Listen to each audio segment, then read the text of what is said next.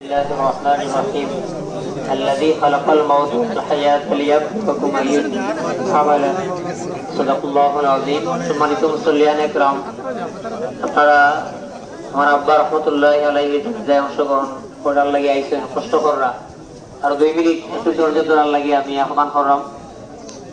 আমি আজকে একজন হতভাগা সন্তান যে আমার সুসময়ে আমাদের পরিবারে আমার আব্বারে হারাইছি।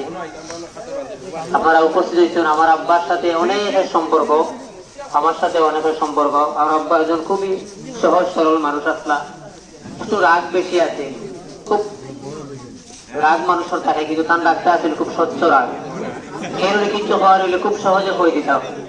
তো এই জায়গা থেকে তো আপনারা অনেক কষ্ট পাইছেন আমি জানি, আমার এলাকায় যারা আছেন আশপাশে। আমি অনেক সময় আমার আব্বাই অনেকের লোকে রাগ করতো, আর আমি একা একা গিয়া অনেকের সাথে কইতাম যে আমার আব্বারে মাফ করে দিও। গত সোমবারে আমার আব্বা এর সাথে তাহাজ্জুদের সময় আমারে ডাকছেন, বলছেন আব্বা তাহাজ্জুদটা পড়িলাই। তাহাজ্জুদ পড়ছি, তাহাজ্জুদ পড়ার পরে আমার লিয়া ফজরের নামাজে গেছেন। ফজরের নামাজে আমি পিছনে গেছি, তাই 1 বছর পরে মসজিদে আজান দিছে। আগে মাঝে মাঝে আজান দিতে আমার কইতো বাবা আমার আজান দিলে ভালো লাগে। একসাথে মসজিদে ইমাম সাহেব সূরা ইয়াসিন দিয়ে পুরা প্রথম রাকাত নামাজ পড়াইছেন, দ্বিতীয় রাকাত পড়াইছেন লম্বা কেরাত দিয়া। আমার কইলা আজকে তারাবির নামাজের একটা ফিল পাইছি, বড় ভালো লাগলো। আমি নামাজ পড়িয়া আইছি, তাই ইশরাক পড়ছেন মসজিদে ইমাম সাহেবের সাথে। ইশরাক পড়িয়া তাই আমি অপেক্ষা করিয়া বাড়িতে তাদের নাস্তা করাইয়া আমি ঘুমাইতাম বা তাই ঘুমাইতাম।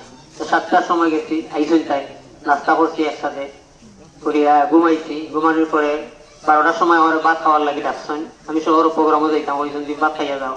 একসাথে ভাত খাইছি, ছোট্ট একটা চাকি বইছি ভাত খাওয়ার। আমার আব্বাই আমার শাড়িটা ছাড়িয়ে দিলেছেন, বলছেন বাবা তোমার এগুলা তুমি থাকো। আমি ইশারায় অনেক কিছু বুঝছি যে আমার আব্বা হয়তো খুব স্বাভাবিক কাছাকাছি সময় হয়তো বিদায় দিবা।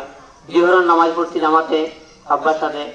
আসরের সময় তাই 4টার সময় অজু করছেন, অজু করে আম্মারে হয়েছেন যে আজান এখন হয় না কেন, পুরা সুস্থ মানুষ। ও অবস্থা তাই স্টক করছেন, এর আগে একটা মিনি স্টক আছে। তো সব মিলাইয়া এখানে ব্যবসায়ী কমিটির পক্ষ থেকে আমার হইতে আসলাম, কারণ ব্যবসার সাথে জড়িত বা যারা ব্যবসায়ী কমিটির উপদেষ্টা তারা অনেক কষ্ট করছেন আমার আব্বার লাগিয়া। অনেক দেশ বিদেশ থেকে আপনারা দোয়া করছেন, আজকে অনেক কষ্ট করে আইছেন। আমি আপনার লাগে চিরকৃতজ্ঞ, চিরঋণী।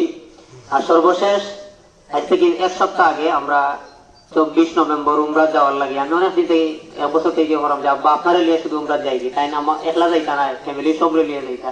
তো সব প্রস্তুতিও নিয়ে রাখছি। 24 নভেম্বর সবকিছু ঠিক ছিল, কিন্তু হয়তো আল্লাহ সান্নিধ্যে যাওয়ার তার খুব ইচ্ছা, এটাও শেষ হয়েছে। আইসিইউ বারবার ডাক্তাররা আইসেন, আমার